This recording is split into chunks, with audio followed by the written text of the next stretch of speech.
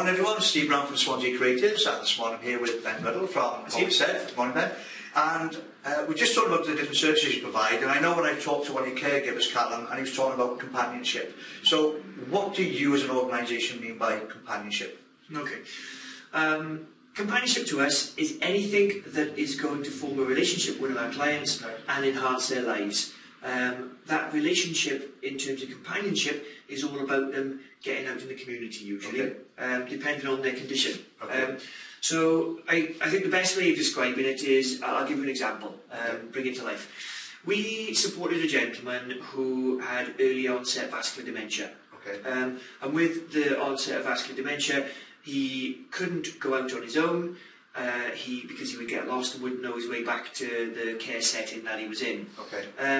Also, if you think about it from his perspective, he was in his own home, independent, and now he's in a care setting which has got a locked door policy, and he can't get out.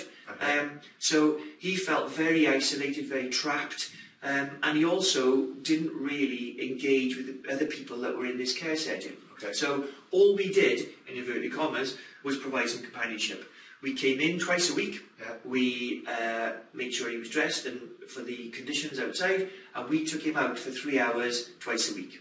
The change in that gentleman was absolutely phenomenal. I'll tell you the reason why. First of all, the lady that was going out with him was the same lady taking him out every week. So they got a great relationship. She knew exactly what his likes were, what his dislikes were. She knew exactly what triggered off his anxieties or didn't, as the case may be. Even to simple things like crossing the road. She knew that every time they came to cross the road, she would offer an arm, not because he was unstable, but because he needed that comfort to know that he was there with someone who was taking control of that crossing the road.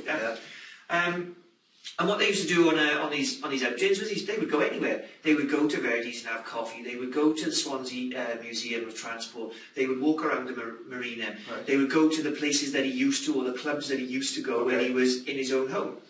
So have you researched this before? So how does she know where this comes from? Where's that information coming from? A large amount of that information comes from knowing his background, because we would have done a considerable amount of research with him and his family to know what he liked, what he doesn't like, where he used to go, what he used to do, who he used to hang around with. So we got a lot of that information before we started care calls.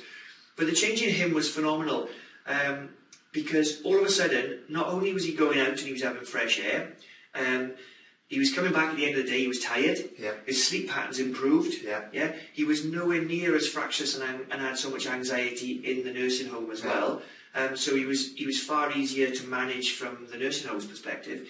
But there was one other fantastic benefit for this for him, was that no one else in the care setting was actually going out twice a week for 3 hours. So he'd come back to the care setting with a picture of him down Mumbles Pier, which was one of the times, holding a fish, which one of the fishermen had caught. So our caregiver took a picture of that, gave it to him, and he had that as a memory for the day.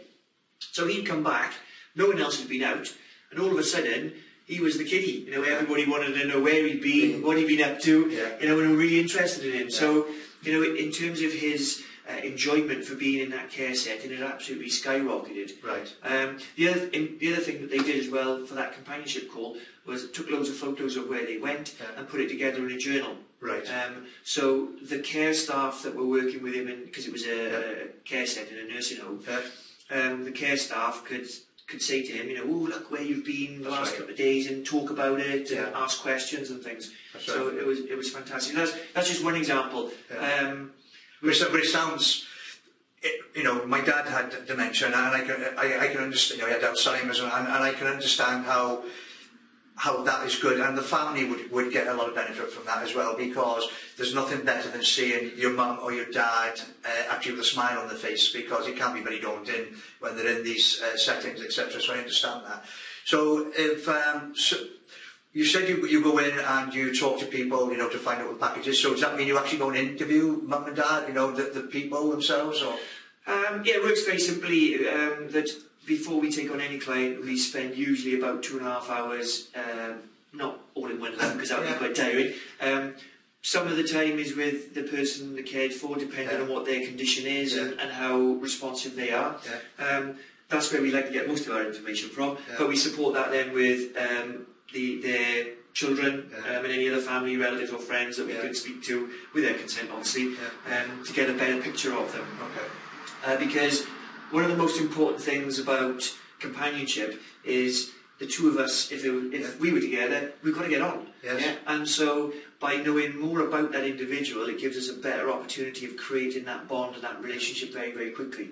And also, as you mentioned, Callum, earlier on, we very specifically pick certain caregivers to be with certain clients, because we know that they've got things in common, whether it's, you know, two men and it's football or rugby, or you know, whether it's ladies that have grown up in the same geographical area or might know people, you know, in the same area.